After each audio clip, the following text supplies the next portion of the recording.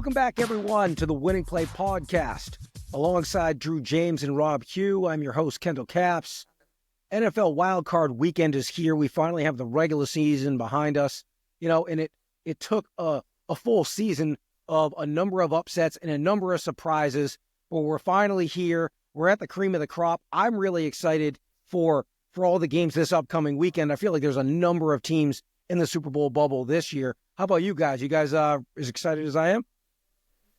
I think it's going to be a fun road for sure. I mean, we had a fun season. I think it was interesting down to the very end for most teams, and then we've got some great matchups coming up this week, and I think some great matchups down the line too.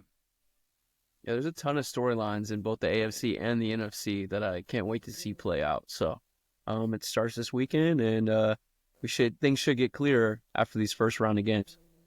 Yeah, generally speaking, once we get to the divisional round, that's when, the cream of the crop typically rises and you get some really marquee matchups.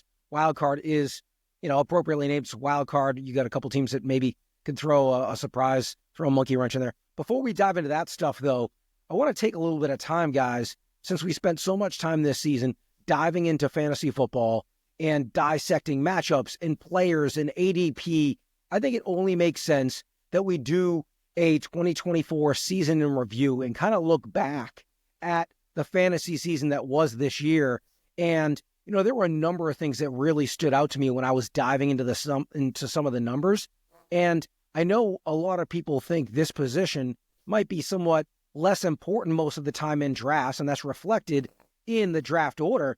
But that's the quarterback position. In this year, maybe more than any year, we saw some massive, massive numbers from players at that position that maybe they warrant a little bit higher ADP than what they've been getting in fantasy football as a whole. Obviously, headlined by Lamar Jackson, led all players in football this year, 515 points in fantasy.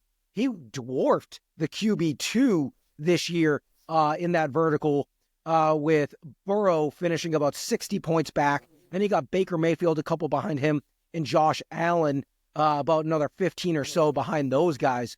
But really, when you look at the sheer amount of points that those guys put up this year, and knowing that running back and especially wide receiver this year was so in flux, I'm curious, do you guys think we should be putting a little bit more stock into drafting quarterbacks early going forward in fantasy drafts? Drew, I'll kick it off with you.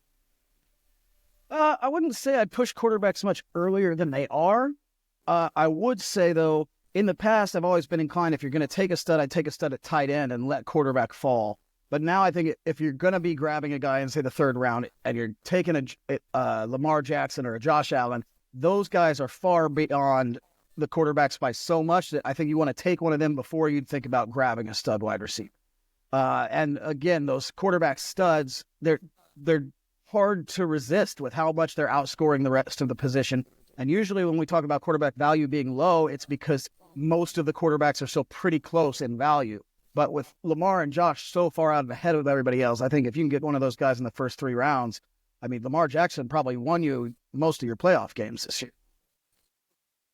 Yeah, and I think a little bit of this matters in your individual league rules. Like, I think actually 4-point passing touchdown leagues, I can see the impetus to push for those quarterbacks, those dual threat quarterbacks, grabbing Lamar, Josh Allen, in other years, Jalen Hurts, and now Jaden Daniels looks like the next one. I can see really putting an impetus and pushing those guys a little bit forward and taking a little bit more premium. When it's 6 points per TD pass, then you start getting into guys like Baker Mayfield, who get taken off the waiver wire. Joe Burrow, who was drafted kind of high, but you could still look at as like a mid-round typical draft pick. So, these two different ones, if you're in a 4-point passing TD league, then I think more than ever you want these top-tier dual-threat QBs. So, Kendall, I'm a little bit with you in those leagues to push them up even further. Well, but one thing that I think is worth recognizing, up until the last handful of years or so, for the most part, your QB1 for the year, quarterback has always outscored every position, generally speaking, outside of a couple historical years, like when AP had that monster year back in the day. But generally speaking, your top-end quarterbacks will always score the most points. But they generally used to be scoring 300 and 350 fantasy points for the season. Now you have Lamar Jackson in 6-point per passing touchdown league scoring 515 points this year. Like I said, with a few other guys scoring 450 or so. And that breaks down to 30 plus a week. The gap between the quarterbacks leading your team in scoring, at least at the very top, at the premium of the position, is grown so large. It's become a much larger advantage in fantasy football when you can have a quarterback that you can count on. Screw the projections. Yahoo projects 23. ESPN projects 22. Lamar scored 30 to 50 almost every single game this season. So if you can have a guy that is basically a lock to get you 30, I think, we've watched guys like Travis Kelce, to your point, Drew. People have been taking tight ends in the first couple rounds, mainly Kelce the last couple of years. And then Laporta started creeping up after the year he had last year. And it's like, you're never going to see even close to that level of production. And I get the fall off, generally speaking, at tight end has been so large. That's why you might want to grab some of those guys early. But we've never seen this large of a gap between the elite quarterbacks and the elite at every other position before. So maybe it does make some sense. I know I might be a little bit more aggressive next year only for those couple really, truly elite guys, Well, and you're also looking at a year where Lamar Jackson's having a historic year when it comes to a production standpoint, especially without the negative plays like interceptions and turnovers. But it's not just Lamar. It's Joe Burrow's having a historic year. Baker's actually having an historic year as well. So, I mean, this is one of these where I think this year, if you wanted to push, in hindsight, had wanted to push for these QBs, I think it paid off for you. But I'm not sure if in the future, now you could argue, well, maybe they'll just keep setting records and keep pushing. Yeah, you can argue that 100%. So I mean, it could be one of those situations. Yeah, Kendall, as much as you say the league is changing, some things stay the same. And I think this year was one of the first years finally we started to see everybody want to go take wide receivers in the first round. And those top tier running backs are kind of slipping a little more. And the traction gain, and it's a passing league. And what happened? All the top running backs performed, looked like you should have took them in the first round. And wide receiver is a hellscape of who knows what you got it, unless you got Jamar Chase. Unbelievable health at the position this year. I mean, except for CMC. That's a bit an anomaly, but that's a perfect segue because I did want to talk about the running back landscape. And like you said, for the most part, a lot of owners, especially in recent years, people are going zero RB drafting. They're going, anchor RB drafting and just getting one elite guy and then loading up with pass catchers. In this year, for the most part, a lot of people, they probably were snake bitten by that strategy because of the health of the running backs and a lot of teams having really successful seasons on the ground. I don't think that was to the detriment of the quarterbacks, but I agree it was at the wide receiver position. It certainly hurt a lot of receivers. But yeah, you look at some of those guys that were drafted really high at the running back position: Jahmyr Gibbs, Saquon Barkley, Bijan Robinson, Derrick Henry, all blew up, and all of them went, in the first or second round of drafts, right? Even some guys like A-Chain, Josh Jacobs, Kyron Williams, they also were drafted a little bit later. Kyron was still in the second round. Alvin Kamara, some of the guys that went another round or two later, even they produced. So there was tons of value this year. So, I'm curious, Rob, do you think that is going to be something that we see sustain and go forward into next season? Should you put a little bit more stock into taking those running backs early and avoiding a zero RB strategy, let's say? Yeah, I mean, a little bit of this is biased based on my personal belief on strategies in general. I'm not really a hero RB or hero wide receiver type of drafter anyway. So, but I think it's dependent. So this year, like we talked about, we saw unbelievable health at the position, and you could say it's anomalous. And it's outside of CMC, I mean, guys across the board stayed relatively healthy. So I don't want to count on that moving forward because just 1 year for me isn't a big enough sample size.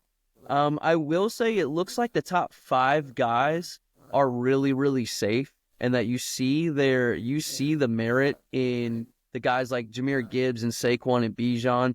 You were really rewarded if you went out and used high draft capital on those guys, even if it was we have a 3 wide receiver PPR league. So for me, I'm not ready to call it that. I'm not ready to say that it's in PPR leagues, the impetus, the main contributors has completely switched over to running backs. I'm just going to take it as this 1 year, and moving forward, if we see this type of shift in the future, then I'll be willing to call it. But just 1 year is not enough data for me. Well, one thing I will say, and we talked about this before the year, Kendall, and I didn't listen to my own advice, is nobody who's led the league in touches in like the last 10 years has ended up a top 12 fantasy running back. So CMC, again, of all those guys that you could have picked, CMC is the one that you shouldn't have taken. This year, the leader in touches, Saquon Barkley. So I'm probably staying away from him in next year's draft. I mean, he's already had seasons where he's hurt by injury. I just don't see him being able to go through another full year. Derrick Henry's second, though. I don't know if you can count on Derrick Henry to break down. He just seems like a robot. But I will say I will probably not end up with Saquon Barkley next year, or else I will, and then I'll be mad at myself when he gets hurt week 2 and doesn't play the rest of the season. No, I mean, that's a great stack. We talked about it. Josh Jacobs had the same thing. He had that monster year a couple of years ago, led the league in touches, fell off a cliff. He had a nice rebound year this year. All right, well, there's obviously a number of guys, though, that didn't quite perform in the way that, a lot of owners were hoping. And I'd like to talk a little bit about those and see, who you guys think might have a chance to rebound next year. We talked about McCaffrey, obviously dealing with major injuries. Breece Hall was the only other elite guy that went in the top 4, top 5 of drafts pretty much across the board, who was a massive disappointment. Kenneth Walker, who was viewed as a low-end RB1, high-end RB2, fell completely flat, actually finished behind Zach Charbonnet for the season, his teammate. And then Travis Etienne, like that dude someone put out an APB for that guy. He just flat out disappeared all year. And you thought in PPR leagues he'd at least be safe. So among those guys, Drew, which one do you have the most confidence in, and which one scares you the most going into the next season? Well, the most confidence, would probably be Breece Hall. Just, again, if you're asking me right now, but that's based on the fact that that whole team is probably going to change. They're going to have a different quarterback, they're going to have a different coach, they're going to have a different setup next year. And there was a lot of frustration there with the Jets. Now, McCaffrey, if he's included in there, I don't know how much I trust him to come back to what it was after all these injuries. I don't know how you can really be confident in that at all, but you love the 49ers running backs. Whereas Travis Etienne, I watched him. He didn't look good all year. From the very beginning, it was like, oh, he's not as, I think he's only 25 years old, but he still looks kind of over the hill, which is hard to do. But he looks slow. I don't know if it's an off-season conditioning thing that can be fixed. But then even if he does fix everything, I don't really see the Jaguars fixing enough to make me confident in him next year. Yeah, I'm with you on Breece Hall. I think that he suffered from the situation more than any of those guys. Kenneth Walker had a big opportunity and was used more than ever, and he still got banged up with the injury history that we've seen in the past. And the Seahawks offensive line really ruined their chances at having successful line of scrimmage domination. But Etienne is definitely the scariest one. He looks like there's a mental component as well as the physical, and I think that's a problem. Breece Hall, you get rid of an old A-Rod and an always useless Nathaniel Hackett, and I think that you're going to see improvement overall in that scheme and production. If they are able to keep Garrett Wilson and Devontae Adams, they have pieces there to have a multiple offense that can be productive, and Breece Hall showed that he has the physical tools. And then McCaffrey, if all things are equal and everybody's healthy, I'm still going to put it all on McCaffrey because I don't think that he's fallen off a cliff if his legs, can hold up. But again, that injury is so scary because it's so up in the air. He missed all year. So it's got to be Breece. And it's one thing, he tears, his MCL, right, late in the season, and he had Achilles tendonitis in both of his Achilles, causing him to miss the first 10 weeks.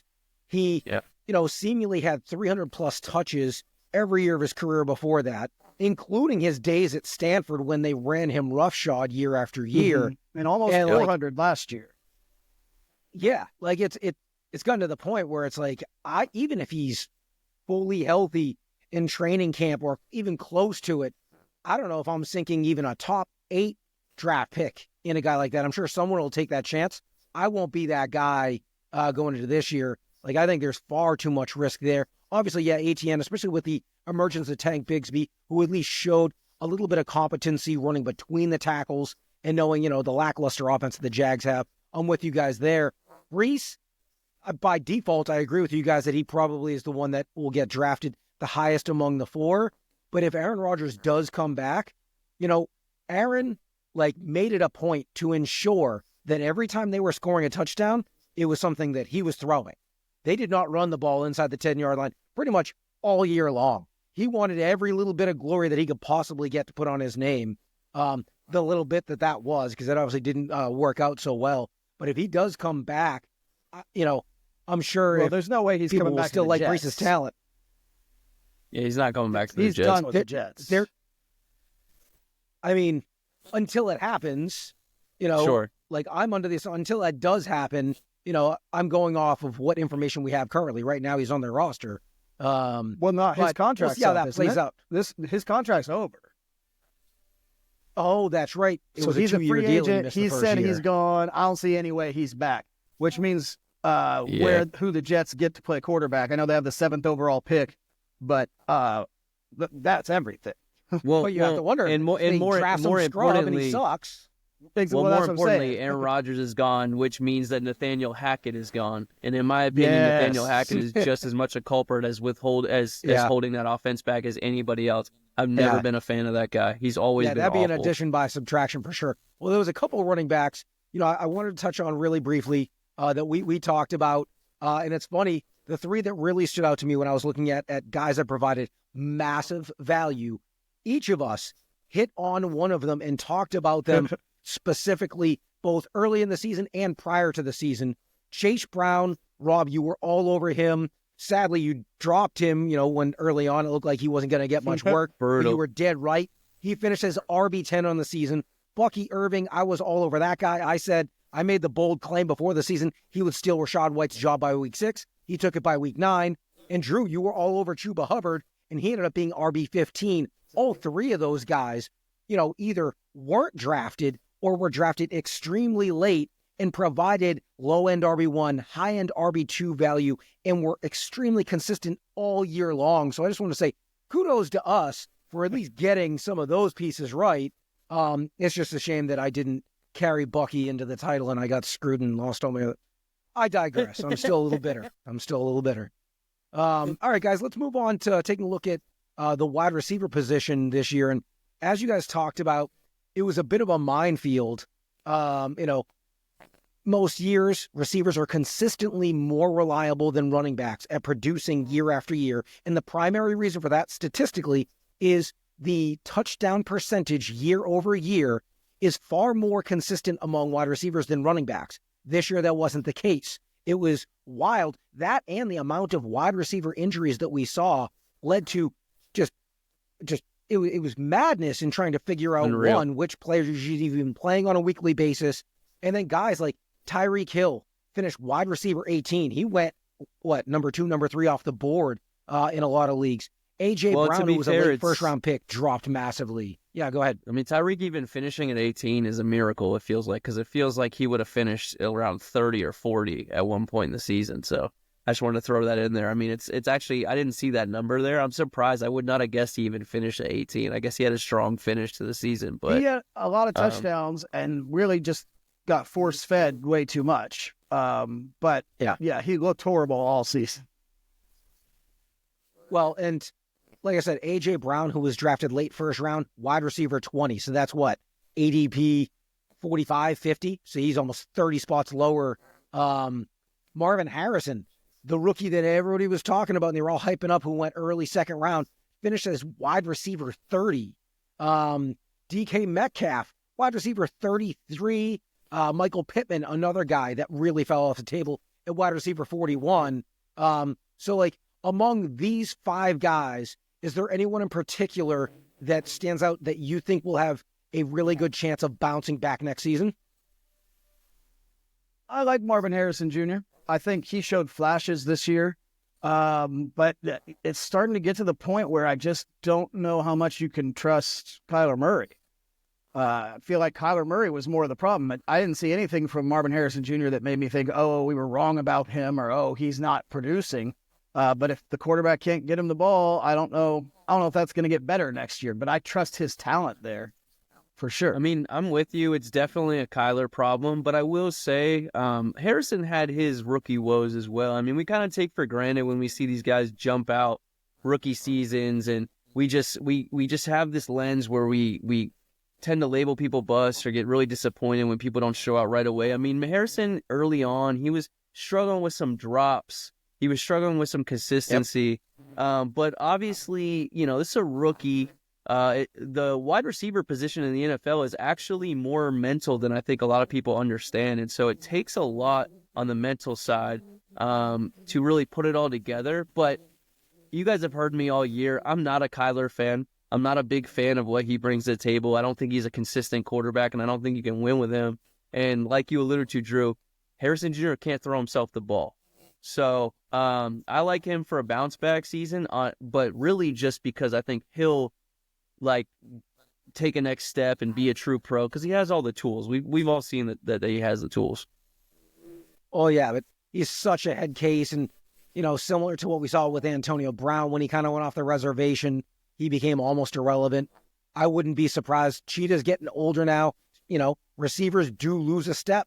And when so much of your game is predicated on speed, I could see him taking that big step back. You talk about Harrison. I do wonder with Hill, though, they're saying he broke his wrist preseason and should have had surgery, which you can see if you watch that video of him getting arrested. He's telling the police, hey, I just hurt my wrist. Don't touch my wrist. And they're saying he carried that with him. That could be a factor into why he underperformed. So I could see Hill having somewhat of a bounce back year where you might be able to get him lower next year than he should be. I don't think he's ever going to get back to I think where he was last year is going to be the peak for Tyreek Hill. So maybe he can come back to somewhere in the middle there. But I do think there's some room for a positive regression on that. Also, he has a quarterback the whole season. Yeah, which who knows? Because obviously Tua is liable to get a concussion at any point. They say once you get the one or the two, you're more likely to get them. Or so that has to be baked in if he's even in Miami. He said he wants out. Now he says he wants to be back in. So who knows how that's going to play out. One thing I will say about Marvin Harrison, it was surprising to me, the lack of overall production. It wasn't even so much that Kyler was missing him.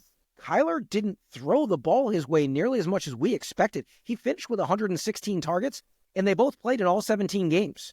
A lot of people were expecting him to get the 140, 150 targets coming out as a rookie, knowing they didn't have much else to throw to.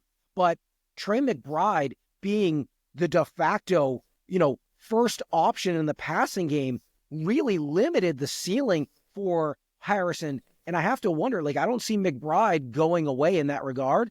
And so I think that, needs to be taken into account when you're thinking about will Harrison bounce back and have that rookie season.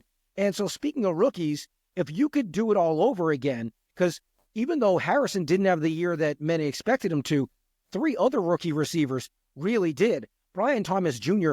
blew the F up, finished as wide receiver 4 in PPR leagues this year. Overall, not a wide receiver 4, the wide receiver 4. Malik Neighbors, everybody loved his talent. They didn't know where, how it would translate with no quarterback.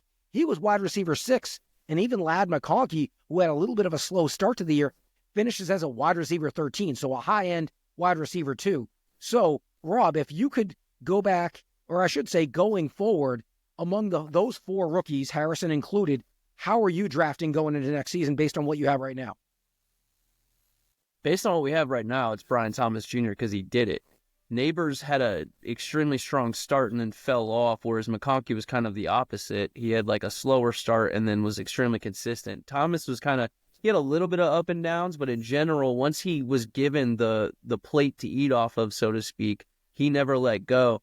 And, that draft in real life, I thought Neighbors should have gone first over Harrison Jr. And then also at the bottom of that first round, I was looking at my own team, the Bucks, and I was like, dude, if Brian Thomas Jr. drops, I want him so bad. So he definitely showed up in the way that I thought he would. I would just say Brian Thomas Jr. because as much as I don't think Trevor Lawrence has but if you have to rank them, if you're drafting in order, what would your order be if you're drafting those in fantasy 4 rookie or receivers? real life? In fantasy.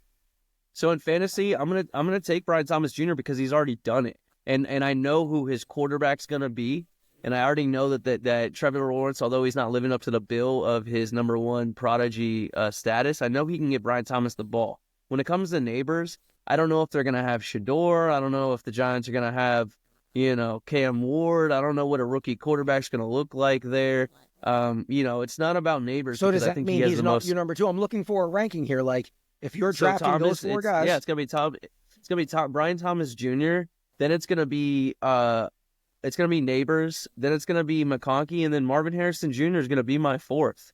I do think that he can take a step up, but I see McConkey, regardless of if the Chargers grab another alpha wide receiver, even if they grab an alpha wide receiver, I still see McConkey excelling in this. And then Thomas and neighbors, I just think are going to be target hogs. Marvin Harrison is paired up with Trey McBride, who through 3 seasons is setting records for the most targets and receptions for any player in 3 seasons. So, I mean, it's hard to think that that's going to change anytime soon. When McBride is such a stud, and nobody on these guys' teams are as good. So that's the order for sure. Well, I mean, I feel like there's a lot of information pending here, but I'd probably go neighbors. Neighbors, like you said, wide receiver 6 this year with a handful of bums throwing him the ball. You got to assume the Giants will pick up someone better than all of the guys they had this year, and he was already wide receiver 6. Brian Thomas Jr., already wide receiver 4. He's still to have Trevor Lawrence, but going to have a new coach, new system, could get better. McConkey's got a stable system, stable coach, stable quarterback. He's probably the most steady one of the group. But like Rob said, the Chargers could really need to bring in more offensive weapons that might dilute the thing. So I'd probably go neighbors there, pending them taking a serviceable quarterback. But it's hard also not to go with Brian Thomas Jr. Like Rob said, he's already done it. He's still got Trevor Lawrence there, who may not be the greatest quarterback in the world, but it's what he had this year when he put up. Let's not forget, Trevor Lawrence missed 3 or 4 games this year, so his stats could be even better next year if they bring in a coach who can figure out how to move the ball and keep them in games. But I'd probably go neighbors. Don't forget, Jr., once Daniel McConkey. Jones was gone, Malik Neighbors, his production did fall off. He had an incredible start, which is why he ended up at wide receiver 6. Because he had a halfway competent quarterback in Daniel Jones the first 5 weeks, went to and he was putting up historic numbers. And then they went with Tommy Cutlets and Drew Lock the rest of the season, right? Sure, and I think he missed a couple games in there too, but yeah. But this is one of those like far too early predictions. So what I'm saying is Brian Thomas Jr., depending on if it was Mac Jones or whoever, he was pretty consistent that he looked like the alpha all the time. Neighbors was shut down a couple of times. He still was a target hog. But you also have to take into account, you talked about he was pretty consistent, but he had some up and downs. The downs were when Christian Kirk was still playing. Then Christian Kirk tore his ACL in week 5 or week 6, and then he became the 14 target a game monster, right? But week 5 and week 6, when they had Christian Kirk there, who's still under contract, I believe, well, he was more of a wide receiver 2 those first 5-6 weeks. So I think that also should be baked into account as well. But nevertheless, it's a really interesting discussion. Obviously, there's a lot that's going to transpire before we get to drafts this summer. But there's certainly a lot of talent, young talent, that is making a difference once again at the wide receiver position that we didn't used to see. All right, and finally, tight ends. It's a really, really interesting story when we take a look at that position, because I remember very clearly about a month into this season, all 3 of us were like, man, do we have to talk about tight ends? It was a barren wasteland. The beginning of the season, no one was catching passes. No one was getting in the end zone. No one was scoring points. It was pathetic. And to go from there to where we finished, where there were a number of tight ends that not only came back to relevancy, but were helping teams win championships, it was quite the contrast. And so guys like Brock Bowers, who obviously as a rookie in the NFL, never mind a rookie tight end, did historic things, finished as tight end 1. But Drew, you were all over Jonnu Smith. I remember when you warned me, hey, he's going to have a really good year in preseason. And I laughed at you because I was like, Jonnu Smith hasn't caught a cold in 3 years, never mind a football. Whoa. And lo and behold, I mean, that was my attempt at making fun of you. I I always liked still his talent, but I still maintain though that was just like a crazy set of circumstances to make Drew right, because Hold on, Jalen though. Waddle Here's had to my drop, point Tyreek Hill had to drop, Raheem But it Mostert dropped happens. off like But, three like, of the weapons I just thought they completely were gonna feed disappeared. in the ball.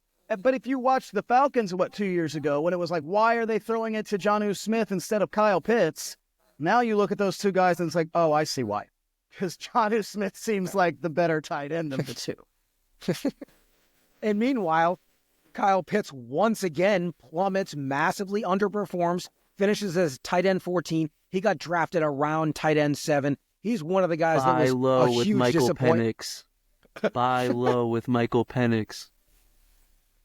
I mean, No. personally, I'm not high on Michael Penix, so we'll see. Even if I'm high on Michael Well, Penix, how many years are we going to spend buying low on Kyle Pitts before we I know. realize he's Cordell and you know what? Patterson? I've said it, and I've never done it because I've never wanted to do it on Kyle Pitts. I've refused to, but even maybe just as large of a shock and a surprise of a finish was Zach Ertz finishing as tight end 7 in PPR leagues this year.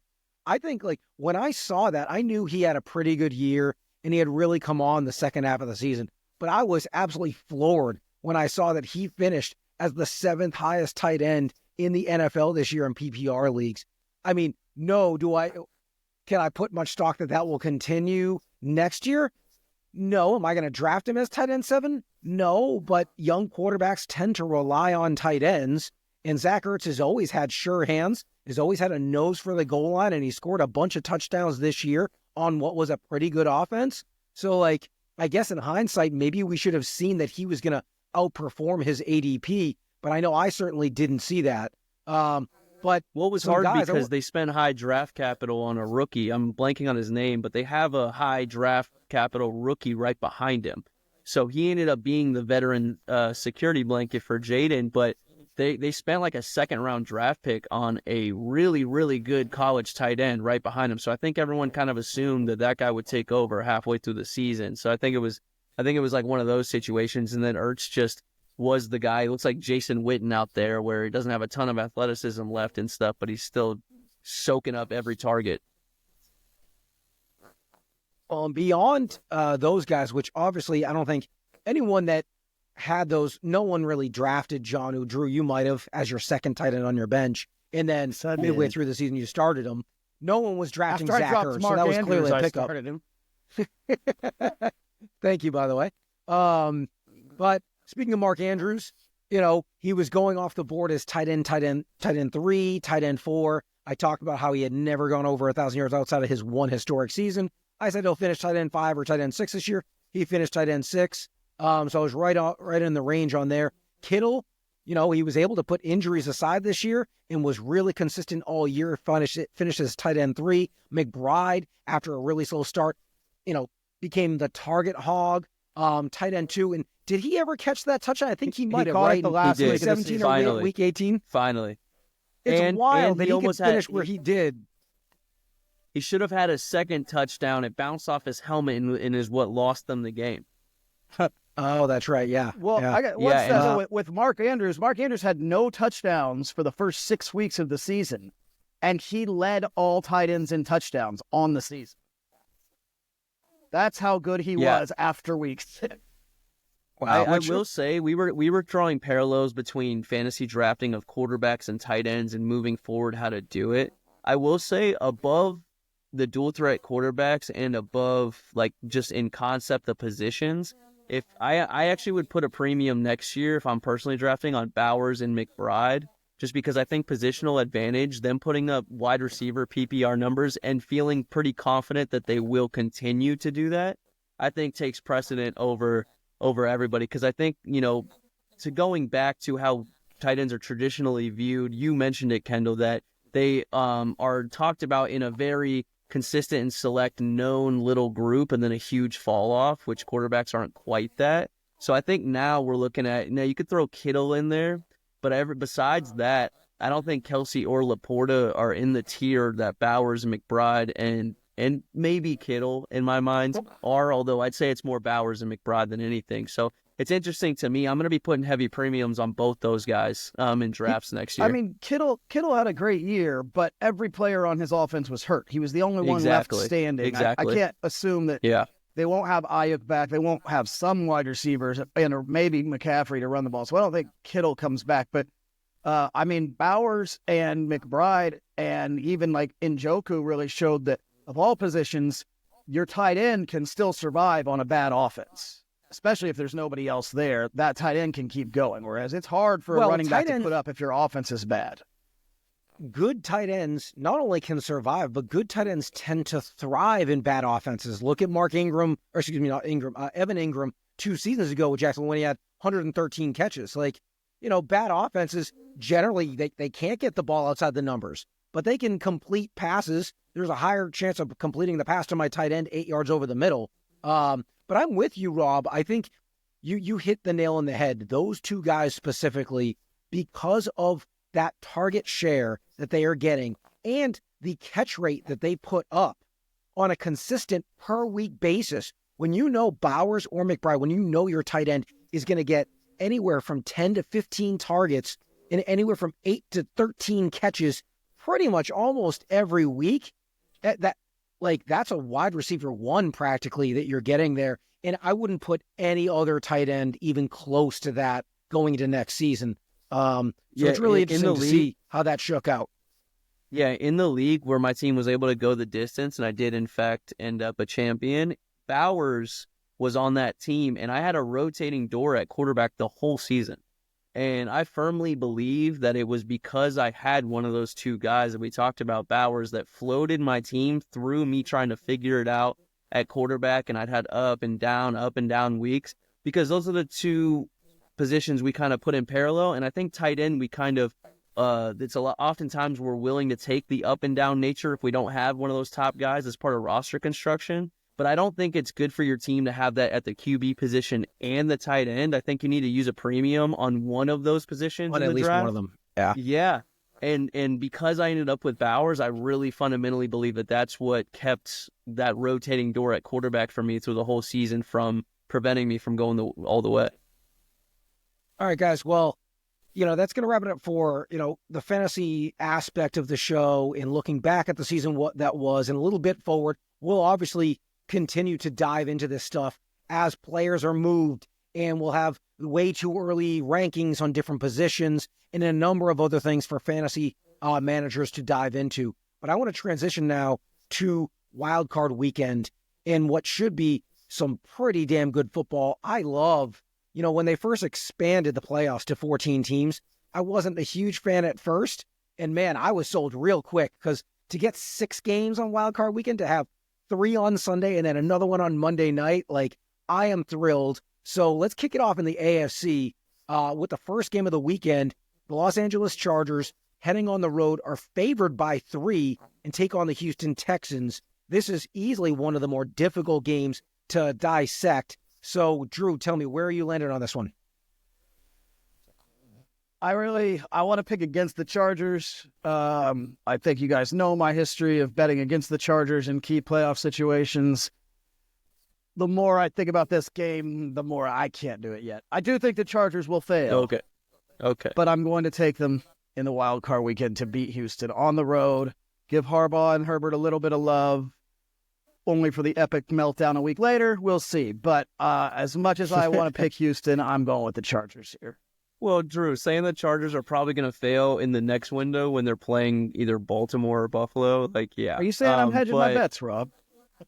To me, I actually can. This is one of the harder games to pick. For me, it's not. I mean, I guess when I'm looking at the AFC slot, it probably is. I guess no, it's the second. No, for me, I just don't have a lot of faith in Houston. I don't think they didn't end the season well. I didn't like the product that I saw or the team that they were right now for the last couple weeks. And even though the Chargers can be a little up and down and stuff, I mean, Kendall, you and I at least have been really big on Harbaugh all year, and we just think he's going to have his team prepared. And this is still a tough defense. And even though I don't see the Chargers blowing Houston out because I don't think they're that type of team, I will lay the points with the Chargers. I think they win by 4 or more.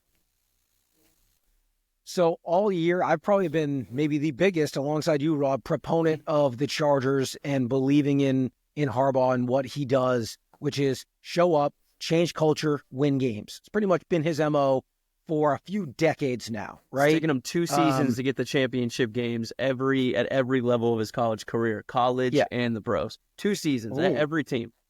It's crazy. It's amazing what he's been able to do. And despite that, I like Houston to cover. I think if I'm telling you who is going to win the game, I'm going to take the Chargers 23-21. But to me, this is a literal coin toss game. If you take Houston, you're getting the home team with maybe the better quarterback, or at least comparable. The better wide receiver, Nico Collins, is better than Ladd McConkey. The better running back, Joe Mixon, is better than J.K. Dobbins. The best defensive player in Will Anderson, who's better than the oft-injured Joey Bosa. So you're getting the most impactful players on both sides of the ball, and they're playing at home, and they're being disrespected going against the team that is notorious for gagging. Now, again, I believe that this culture is changing because I do believe in Harbaugh, but this to me is such a coin toss game. And in a true, what I believe a coin toss game, if I can get points and it's the home team in a coin toss, I'm going to do that each time. So I'm going to take Houston with the points. I don't like this because it feels like you're hiding a half-hearted Fairbairn shout out here. That's what I don't like. I feel like you're not standing on Fairbairn like you would because he burned you. Oh, yeah, they also have the better kicker. I'm taking Dicker the kicker, baby. I think he's gonna outdo Fairbairn. I mean, to your both point, of them are actually, they're two of the best kickers in the league, for sure. To your point, Kendall, I mean, you point out the individual players. All that's true. You know, I'm a unit-by-unit guy normally when I break down games. I do think the Chargers have the better offensive line by far, and I do think that even though Herbert and CJ are close, Herbert's played at a higher level all year than CJ has. So, you know, I think that's important to point out as well, because I think it is going to come down to offensive line and quarterback play. And it very well might, and if it does, the Chargers will probably win. Like I said, if I had to guess the final score, I would say 23-21 Chargers. I like that. I'm guessing they Chargers win. aren't a blowout team. They're not blowing anybody out, so I like that. No, they're definitely not. But one thing it's worth at least noting, that Chargers defense that finished number 1 in the NFL, the last 5 weeks of the season, they were significantly worse. They were not the same defense. So, you know, if they give up some big plays, and I think like part of Houston looking as average as they did down the stretch, that Tank Dell thing 3-4 weeks ago, what that does to a team, I have to give them a pass for the following week when they get blown out by Baltimore. I don't think anybody gave them a shot at winning that game in Baltimore. We all kind of knew that was probably going to be a blowout. Their quarterback was crying. His best player just watched his legs snap in 74 pieces. Like, you know, so I'm going to give them a little bit of grace. So, like I said, with the 3 points, I'm going to go with Houston at home. All right, Saturday evening, we get a really, really interesting matchup. The Pittsburgh Steelers traveling to Baltimore.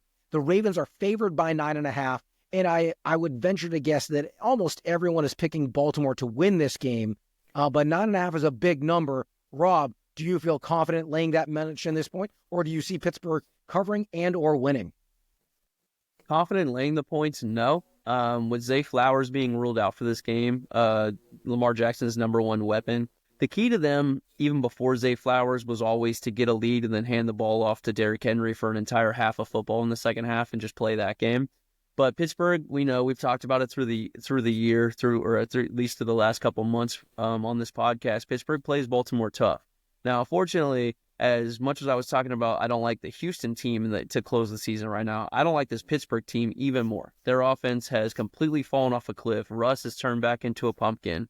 You know, we got Pittsburgh fans calling for Justin Fields back, then that's never good news. That's like the people calling for Jameis Winston back, in my opinion. It's always a bad sign.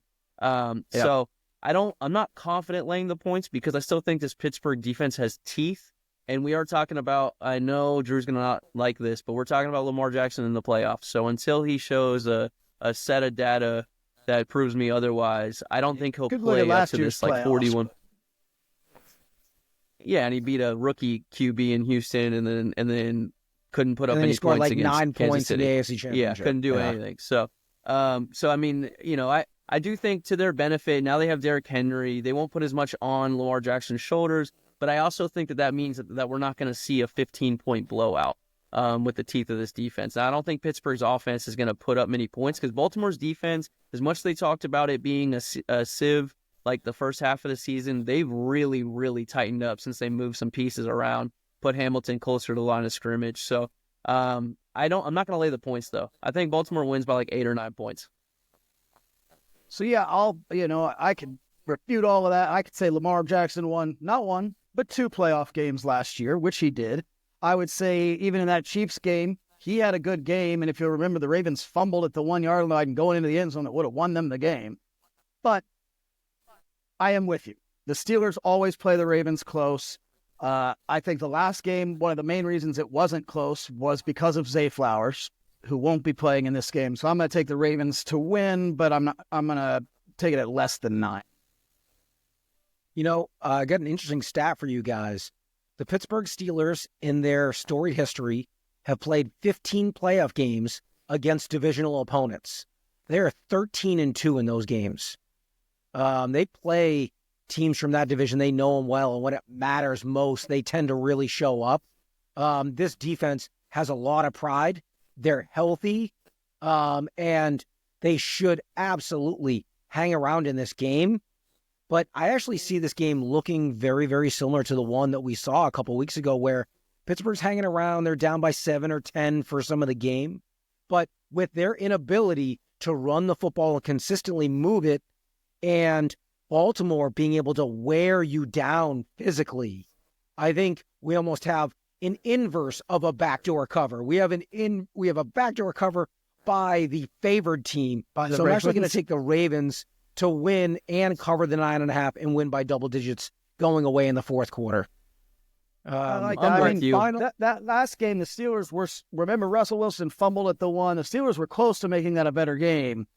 But with everything the Steelers were saying like last week of like, oh, we know we're playing like crap. We've got to get better. And then they still lost. I feel like they might be out of gas. But so I like what you're saying. I'll stick with the Ravens. Well, and I think not cover, but.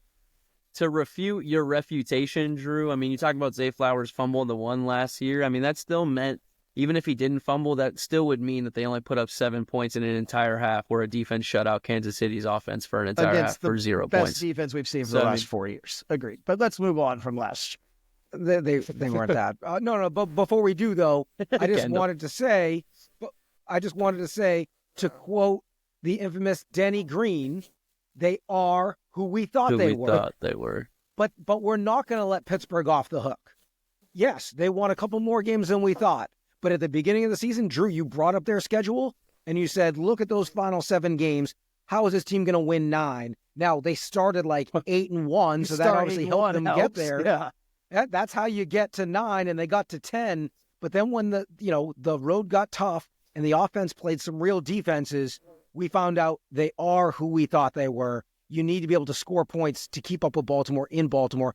I just don't see them doing that in this game. Steelers lost 4 straight going into the playoffs. Ravens won 4 straight. I think they're going opposite directions here. The key for Pittsburgh, the only version of this game that they could win is getting a lead first. If Baltimore gets a lead and then they just play the keep away game with Derrick Henry, then it's going to be over. They're going to cover the points and all that stuff like that. Pittsburgh can at least get out ahead first. My guess, Pittsburgh is going to slow Henry down.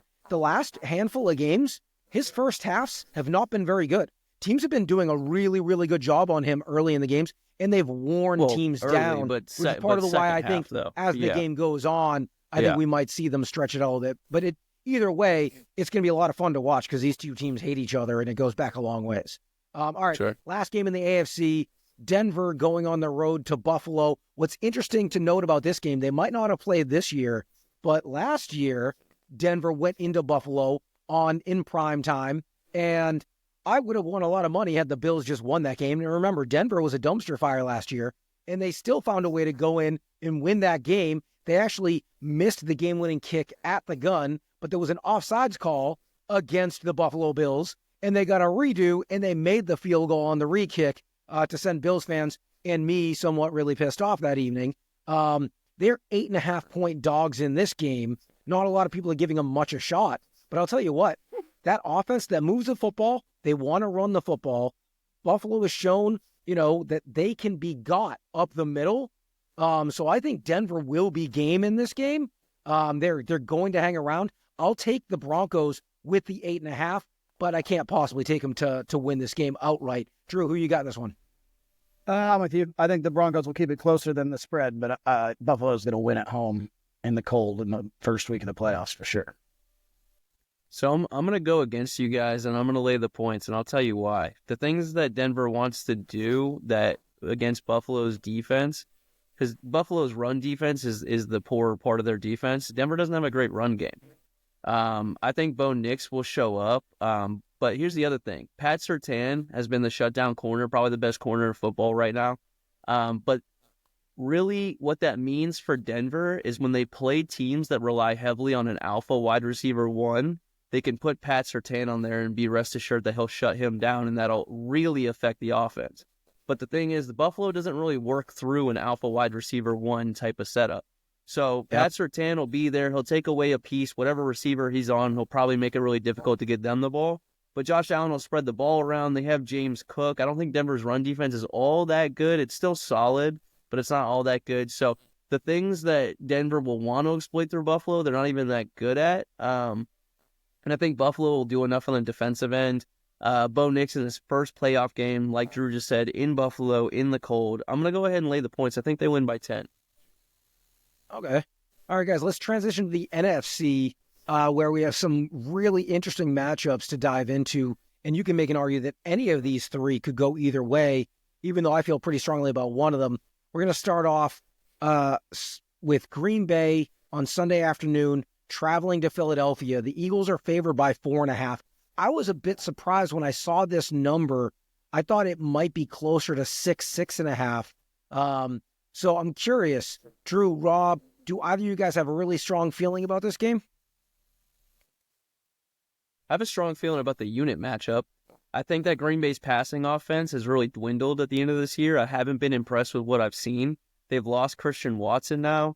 I'm not sure who they're going to be. Philadelphia's defense, on the other hand, has gotten better and better and better. And the one thing that they do the most over the last couple of years, but especially this year, is shut the run game down. In Green Bay, in order for them to win, they're going to need Josh Jacobs to have a big game. I don't think this is going to be a 300-yard passing day, 3-touchdown game from Jordan Love.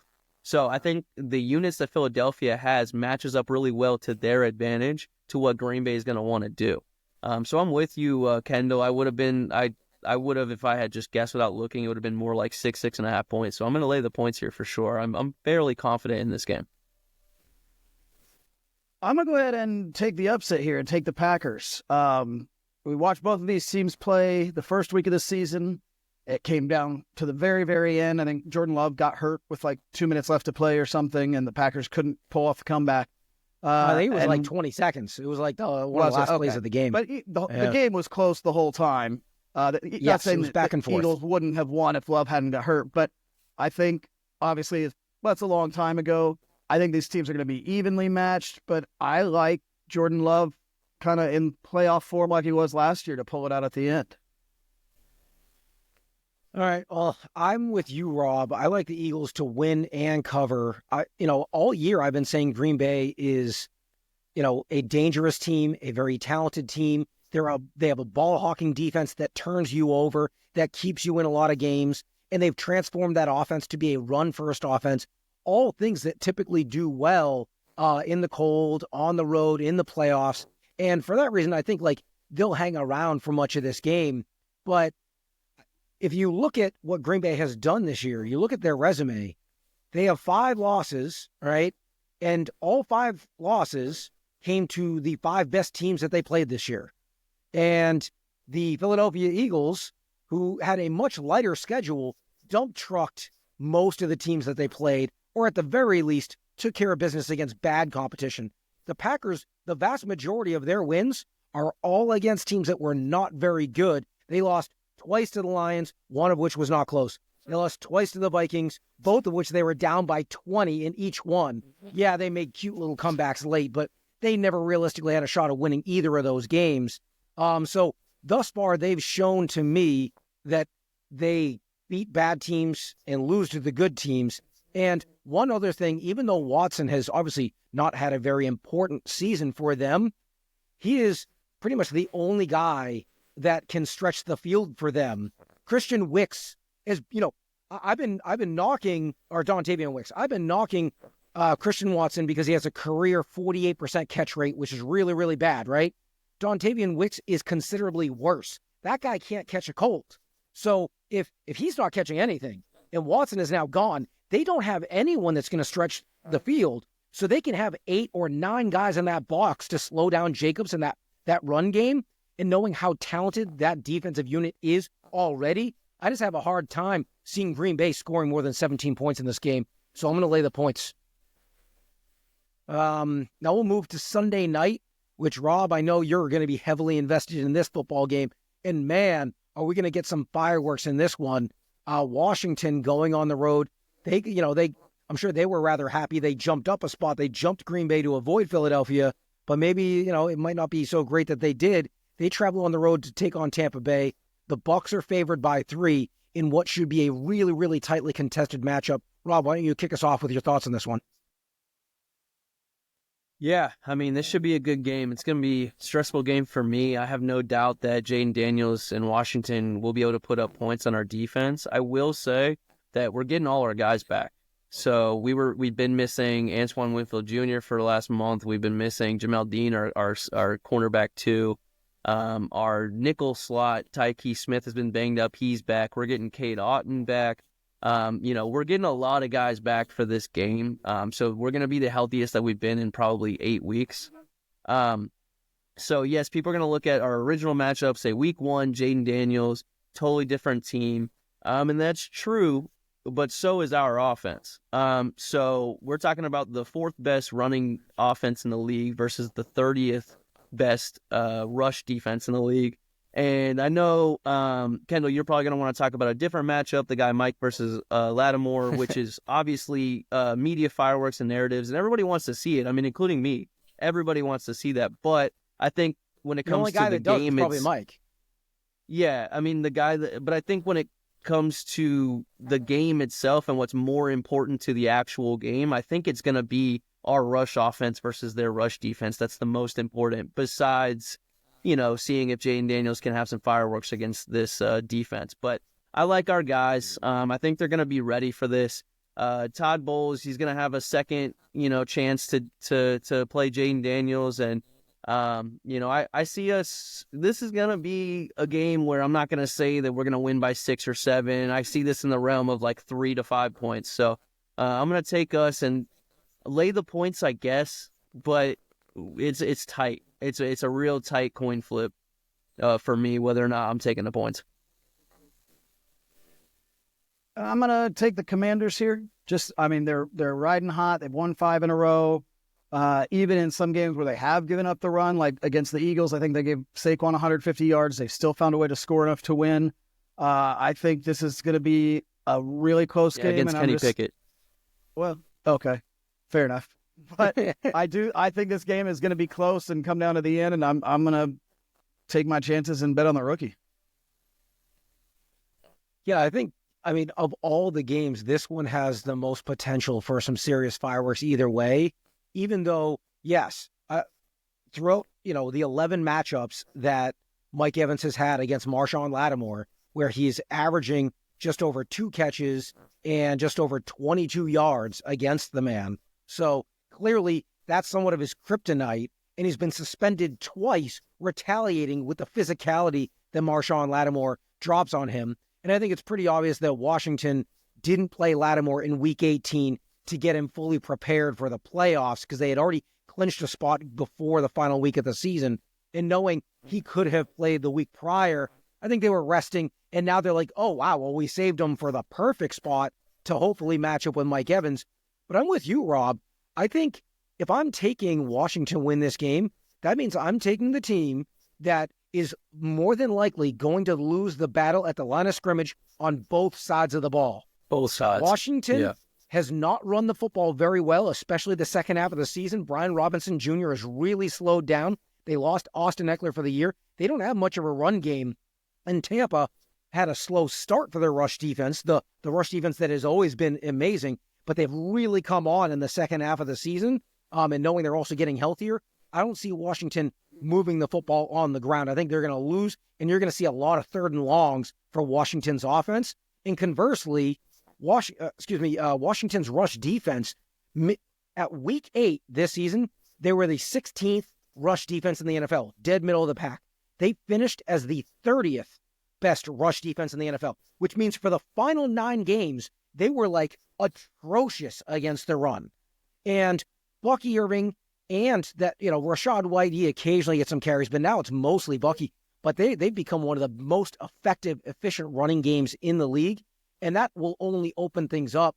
I saw in Vegas, bettors are hammering the over in catches and yards for Jalen McMillan in this game.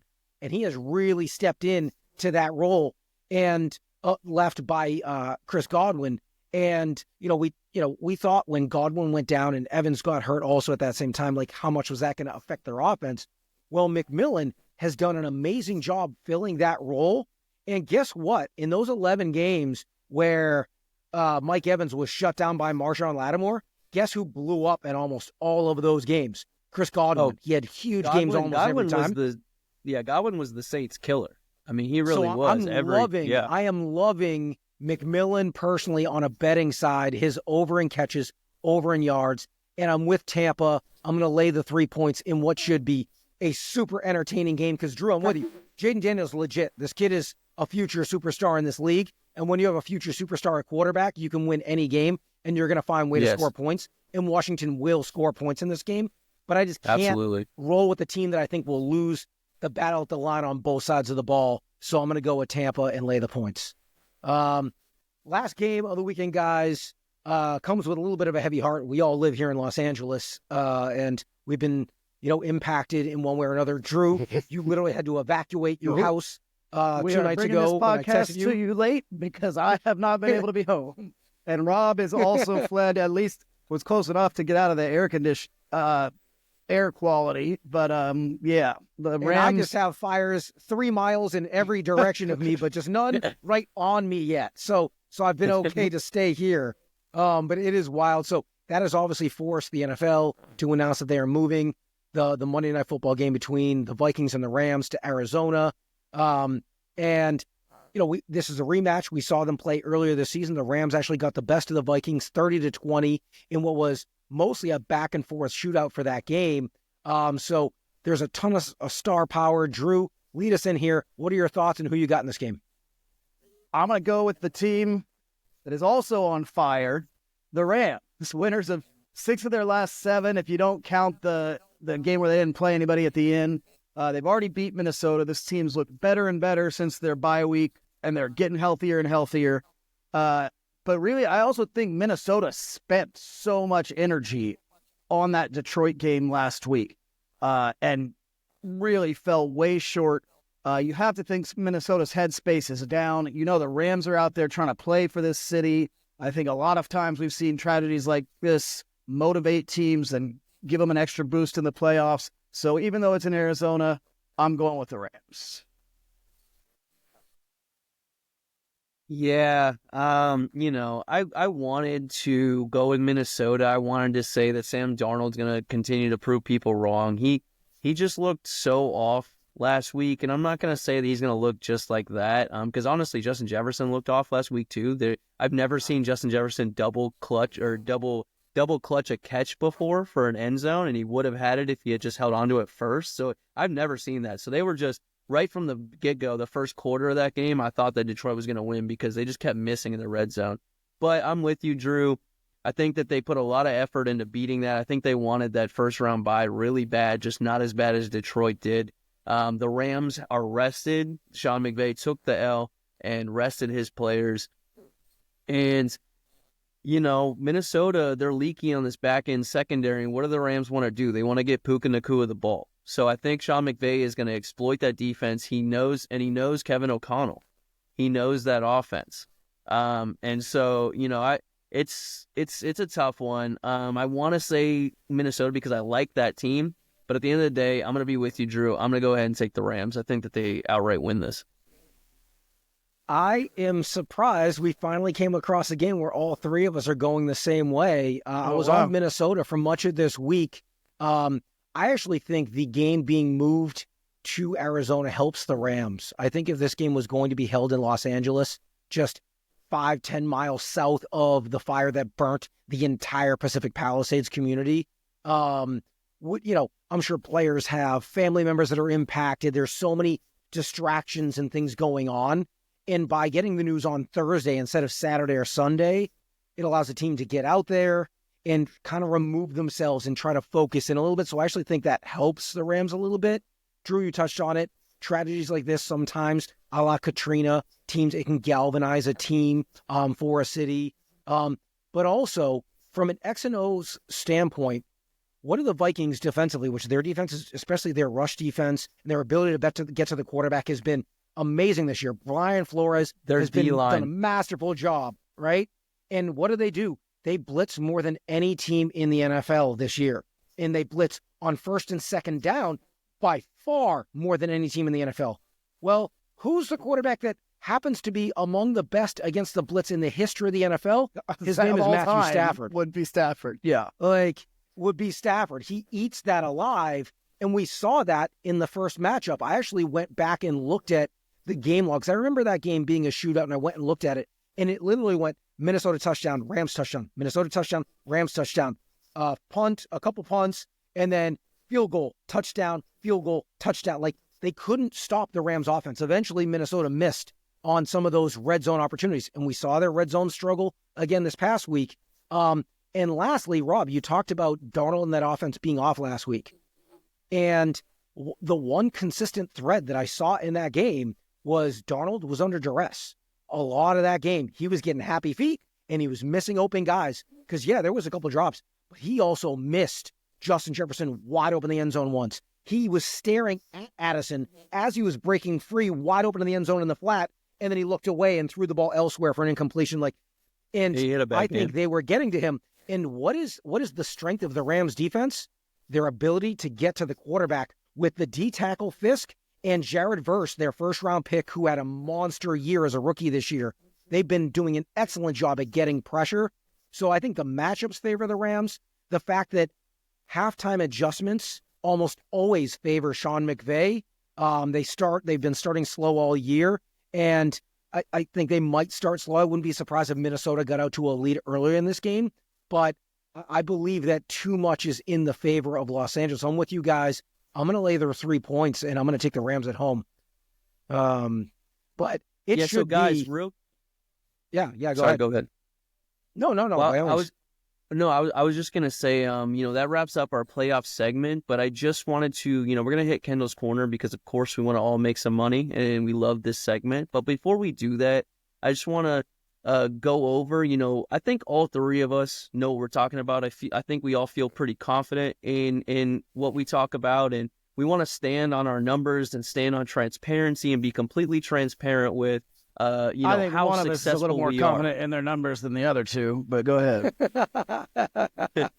Well, numbers don't lie, Drew. What can I say? No, but I think it is important because we'll also be doing it with Kendall, who's been hitting at such a high rate, making money for everybody who's been paying attention. So I think it's important for this podcast as a brand because we don't want to just be heads full of steam. We want to put the money where the mouth is. And so we did do, Drew, I shouldn't say we, I said Drew put the effort in despite all the fires to go back and log these records. And Drew, do you want to go ahead and just lay it down since you put the work through? Yeah. Well, pulling up the rear would be me. 160 These are for and the 94. season-long game picks, so by the way. 62% just to be clear. total on my picks. I will say I started off pretty dreadful first couple weeks of the season and then really came on strong towards the end.